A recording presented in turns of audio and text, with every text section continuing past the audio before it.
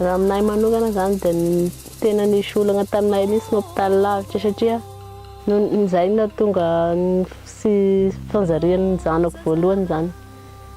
Dia lasa maty noho ny fandehanana lavitra be.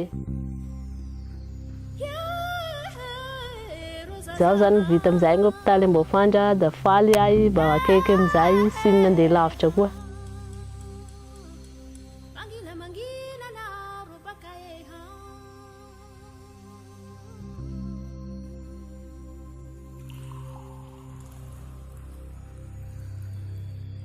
Ny fanombohan'ny asa hôpitaly dia ny fara midinidinika eky aloha zay vao nandresy lahatra ny vahoaka, dia la resy lahatra ny vahoaka dia nametra ny fotoana izay isana.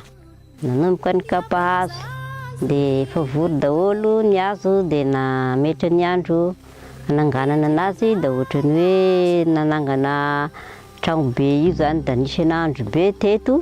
Dia miasa nitohy ny vehivavy tsy misaraka ny lehilahy mampiasa ny hoe miraleta satria ohatran'ny hoe mampirisika ny lehilahy hiasa mihitsy ka.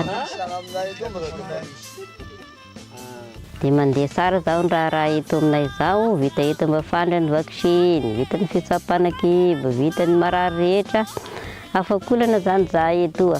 Taloha tamin'ny mbona niase mpandray zaza marary dia ny zaza 5 taona lanidina zany no karakaraina eto.